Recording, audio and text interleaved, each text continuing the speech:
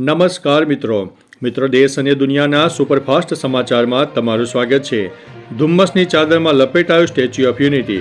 નર્મદા જિલ્લાના કેવડિયા અને એકતાનગર વિસ્તારમાં વહેલી સવારે ગાઢ ધુમ્મસ છવાતા સ્ટેચ્યુ ઓફ યુનિટી વિસ્તારમાં કાશ્મીર જેવો માહોલ સર્જાયો હતો। ધુમ્મસ એટલું ગાઢ હતું કે 50 મીટર દૂરનું દ્રશ્ય પણ સ્પષ્ટ દેખાતું ન હતું, જેના કારણે વાહન ચાલકોને દિવસે પણ હેડલાઇટ ચાલુ રાખીને વાહન હંકારવાની ફરજ પડી હતી।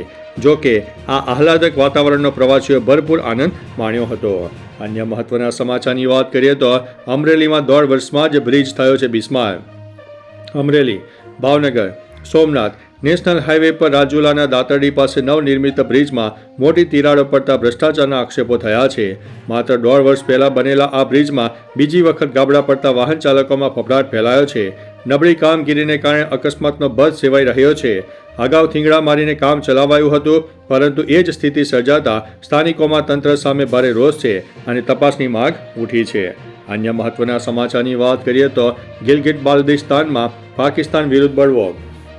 પાકિસ્તાની સૈન્ય અને સરકારના અત્યાચારો સામે ગિલગિટ બાલ્ટિસ્તાનમાં યુવાનોએ બળવો પોકાર્યો છે। 24મીએ યોજાનારી ચૂંટણીમાં ગેરરીતિના આક્ષેપો સાથે જીબી યુથ મૂવમેન્ટ દ્વારા ઉગ્ર પ્રદર્શનો શરૂ થયા। અનેક પ્રદર્શનકારીઓની ધરપકડ છતાં વિરોધ યથાવત છે। સ્થાનિકો પાક કબજામાંથી આઝાદીની માંગ કરી રહ્યા છે। જો યુવાનોની અવગણના થશે તો આંદોલન સમગ્ર દેશમાં ફેલાવાની ચીમકી પણ આપી છે। અન્ય મહત્વના સમાચારની વાત કરીએ તો હવે મેડિકલ સ્ટોર પર નહીં મળે આ દવા।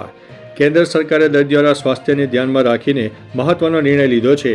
હવેથી 100 mgથી વધુ ડોઝ ધરાવતી નિમુસુલાઇડ દવાના ઉત્પાદન અને વેચાણ ઉપર સરકારે પ્રતિબંધ મૂકી દીધો છે। સરકારના જણાવ્યા મુજબ આ દવાનો વધારે ડોઝ લીવર અને માનવ શરીર માટે જોખમી સાબિત થઈ શકે છે। અગાઉ 2011માં સરકારે 12 વર્ષથી નાના બાળકો માટે પણ આ દવા ઉપર રોક લગાવી હતી। અન્ય મહત્વના સમાચારની વાત કરીએ તો ચોખાના ઉત્પાદનમાં ભારત વિશ્વમાં મોખરે જોવા મળ્યું છે। ભારતે ચીનને પછાડીને ચોખાના ઉત્પાદનમાં વિશ્વમાં પ્રથમ સ્થાન પ્રાપ્ત કર્યું છે। કેન્દ્રીય કૃષિ મંત્રી શિવરાજસિંહ ચૌહાણે જણાવ્યું છે કે ભારત 151.8 મિલિયન ટન ઉત્પાદન સાથે નંબર 1 દેશ બન્યો છે। આ પ્રસંગે તેમણે 25 પાકોની 184 નવી જાતો લોન્ચ કરી છે, જે ખેડૂતોની આવક અને ઉત્પાદન વધારશે। ઉચ્ચ ઉપજ આવતા આ બિયારણો ખેડૂતો સુધી ઝડપથી પહોંચાડવા અધિકારીઓને આદેશ અપાયા છે। કૃષિ ક્ષેત્રે ભારતની આ મોટી સિદ્ધિ છે। અન્ય મહત્વના સમાચારની વાત કરીએ તો સુપરસ્ટાર વિક્રમ ઠાકોરનું મોટું નિવેદન।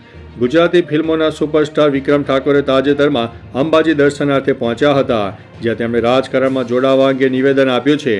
વર્ષ 2027ની ચૂંટણી લડવા અંગે પૂછવામાં આવતા તેમણે જણાવ્યું છે કે માતાજીની જેવી ઈચ્છા હશે તેમ આગળ વધીશું। તેમણે સ્વીકાર્યું હતું કે ભૂતકાળમાં પીએમ મોદી અને અરવિંદ કેજરીવાલ તરફથી પણ તેમને રાજકારણમાં જોડાવા માટે ઓફર મળી હતી। અન્ય મહત્વના સમાચારની વાત કરીએ તો ઉમર ખાલિદ અને શરજીલ ઇમામની જામીન અરજી ફગાવી છે।